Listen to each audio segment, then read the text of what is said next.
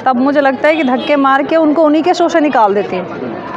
क्योंकि जिस तरह से कल वो तिलमिला गई ना सवाल करते ही, और उन्होंने ये भी नहीं सोचा कि ये कोई आपका स्टूडियो नहीं है जिसमें आप ये नाटक कर रही हैं, ये आप एक प्रोग्राम में बैठी हैं और इतने बड़े पद पे जिस पर आप बैठी हैं शोभा नहीं देता कि आपने जिस तरीके से उनको, ठीक है पत्रकार का काम है सवाल करना, लेकिन उनकी सवालों के जवाब देने की आदत नहीं रही है ना।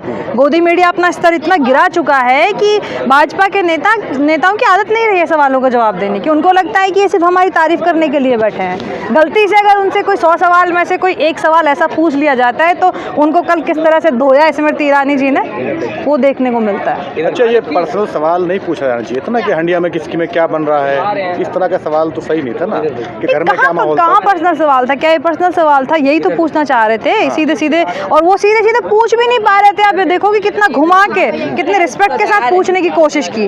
वो यही तो पूछना चाह रहे थे कि टमाटर इतना महंगा हुआ है, इस पर आप क्या कहना चाहती हैं, यही तो पूछना चाहते थे। इसलिए उन्होंने घुमा के पूछ लिया कि टमाटर इतना महंगा हो रहा है कि क्या इसको लेकर के आपके घर भी चर्चा हुई थी। तो इसमें इतना भड़कने वाली कौन सी बात थी? आप सत्ता पक्ष की इतनी बड़ी नेता हैं, इतनी बड़ी मंत्री हैं, अगर आपसे महंगाई पर, और आपसे महंगाई के ऊपर नहीं पूछेंगे तो किससे पूछेंगे? महंगाई का आइकन तो आप ही बनी हुई है। आज इतने लोग खड़े हैं, आप किसी से भी अगर पूछते हो, किसी के भी अगर दिमाग में महंगाई की अगर आती है ना तो एक ही फोटो आता है, एक ही इंसान का नेता का चेहरा आता है, स्मृति ईरानी जी का। क्योंकि कल वही जब कांग्रेस सरकार थी तो रोड पे आकर नाच गाना और कथकली करना शुरू कर देती थी, चूड़ियां भिजवाती थी प्रधानमंत्री मनमोहन सिंह जी को, सिलेंडर उठा करके डांस करती थी रोड पे। आज बताइए, आज महंगाई और सिलेंडर का रेट 2 गुना नहीं 3 गुना हो गया है, उसके बाद वो महंगाई का माँ तक नहीं बोलती हैं। तो महंगाई पर अगर उनसे सवाल नहीं किया जाए तो किससे किया जाए? डरते डरते बेचारे ने घुमा फिरा के एक सवाल क्या किया आपने, तो उसके इतना मतलब एक करारा तमाचा मारा उसको एक तरीके से। तो क्या सवाल सही था या जवाब सही था? नहीं, सवाल तो सही था और इतनी लगाम लपेट के साथ सवाल पूछा गया था, उसके बावजूद इतनी घनघोर बेइज्जती कर दी, ये बड़े हैरत की बात है। पर उसके बाद जो है जवाब क्यों नहीं दे पाए? क्या डर था सुधीर चौधरी? बिल्कुल डर था, बिल्कुल डर था, बिल्कुल डर था। अरे भैया, आजकल आप देख रहे हो क्या हो रहा है। अभी आप अनअकैडमी का भी देख रहे होंगे कि अगर एक टीचर ये बोल देता है कि आपको मुसीबतों का सामना दोबारा से ना करना पड़े, पढ़े लिखे लोगों को वोट दो, नाम भी नहीं लेता बेचारा डर के मारे, इतना डरे हुए हैं लोग। लेकिन सिर्फ इतना ही तो बोला था उसने कि पढ़े लिखे लोगों को वोट दीजिए। पलटकर सुधीर ये भी तो पूछ सकते थे कि अमित शाह भी तो जेल में गए थे। इतनी हिम्मत कहाँ, इतनी हिम्मत कहाँ? टमाटर की पूछने की तो हिम्मत दिखाई नहीं। उस इतने सारे सवालों के बीच में से एक ही तो सवाल पूछा था, वो भी बेचारे को ये थोड़ी ना पता था कि इतनी बुरी बेइज्जती होगी, सरेआम उनको इस तरह से नंगा कर देंगी, ये थोड़ी ना पता था। आप लोग कांग्रेसी जो हैं ये सारे स्मृति ईरानी को बड़े निशाने पर लेते हैं। नहीं, हम लोग स्मृति ईरानी को निशाने पर नहीं लेते, हमें इतना सा फर्क हमें स्मृति ईरानी से नहीं पड़ता। और हमारे नेता की अगर बात करोगे तो वो लगातार हमारे नेता को टारगेट करती रही है, उसको कुछ और दिखाई नहीं देता सिवाय राहुल गांधी, गांधी परिवार, राहुल गांधी, राहुल गांधी, राहुल गांधी, राहुल गांधी, सोते जागते उठते बैठते राहुल गांधी के अलावा कुछ उसको दिखाई नहीं देता है। उसके बावजूद भी आज तक राहुल गांधी जी ने उसको इतना सा सीरियस नहीं लिया। एक बार उसकी अपनी जबान से उसको लेकर के कोई बात राहुल गांधी जी नहीं कहते हैं, और हम भी उसको सीरियस नहीं लेते, लेकिन हर बार वो हमें मजबूर कर देती है ना, इस तरह की नाटक और इस तरह की हरकत वो करती है। इस बार तो उसने हद ही पार कर दी। अच्छा। जहाँ देश की सदन में इतने ज्वलंत मुद्दे उठने चाहिए, वहाँ इस देश में फ्लाइंग किस का मुद्दा उठ रहा था? आप देखिए कहाँ आकर खड़े हो गए हम। तो फ्लाइंग किस भी तो नहीं होनी चाहिए थी ना। कहाँ फ्लाइंग किस हुई? उनके अलावा किसी को फ्लाइंग किस दिखाई नहीं दी। सभापति जी से बोलने के लिए इशारा कर रहे थे राहुल जी, उसको फ्लाइंग किस का नाम दे दिया। क्यों? क्योंकि कहीं ना कहीं उनकी खुद की फैंटेसी है, स्मृति ईरानी की खुद की फैंटेसी है जो जुबान तक आ गई। वो चाहती है कि राहुल गांधी जी उनको किस करें। आप नए नए नामों से पुकारती हैं स्मृति ईरानी को। सिलेंडरेला एक ही नाम है उनका, सिलेंडरेला। नया नया नाम नहीं है। सिलेंडर दिखते ही हर किसी को एक ही इंसान की तस्वीर नजरों के सामने आ जाती है, और वो वही है, बिल्कुल सूट होता है उनके ऊपर। जिस तरह से उन्होंने सिलेंडर के दाम बढ़ा दिए हैं ना, उनका खुद का भी शरीर उस तरह से बढ़ गया है। ये अपमानजनक टिप्पणी नहीं है क्या? क्यों अपमानजनक टिप्पणी है भाई? एक महिला वो अपमानजनक टिप्पणी नहीं है जो कल वो सदन में वो करके गांधी परिवार के ऊपर संस्कारों पर इतना बड़ा सवाल उठाती है। क्या वो अपमानजनक नहीं था?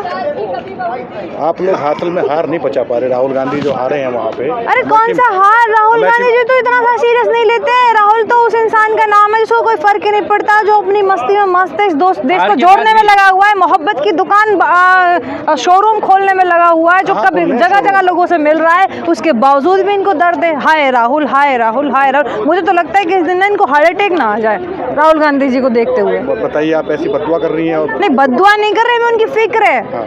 हमें उनकी फिक्र है, हाँ। क्योंकि अभी उनकी सरकार में एक साल और है उनके पास, तो मंत्री हैं। अगर वो कहीं चली गई, उनको कुछ हो गया, तो उनका कामकाज कौन संभालेगा? मोदी जी तो कह रहे हैं हम तो रहेंगे परमानेंट अभी। परमानेंट कहाँ रहेंगे? लिखवा के लाए हैं क्या? मुझे तो ये समझ नहीं आता, कहाँ से कहीं से लिखवा के लाए हैं क्या? कह रहे कोई फरिश्ते वैकेंसी- हैं क्या? है इंसान है क्या?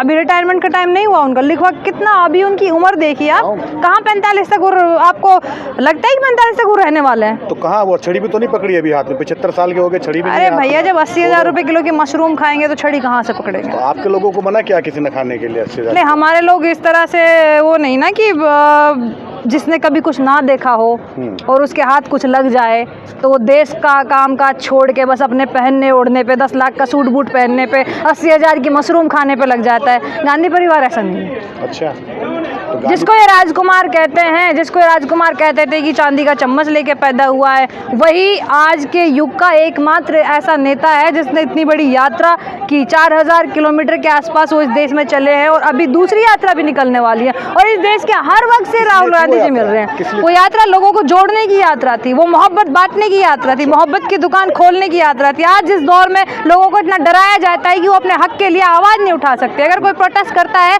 आवाज़ उठाता है इनकी गलत नीतियों के खिलाफ, गलत कार्यों के खिलाफ, तो ये उनको जेल में डाल देते हैं। किसी पर देशद्रोह का मुकदमा लगाते थे तो किसी पर कुछ और मुकदमा लगा देते अच्छा, हैं। बताइए। लोगों में एक नई जान फूंकने के लिए राहुल गांधी जी निकले। मोहब्बत की यात्रा के लिए थी वो, भारत जोड़ो यात्रा थी।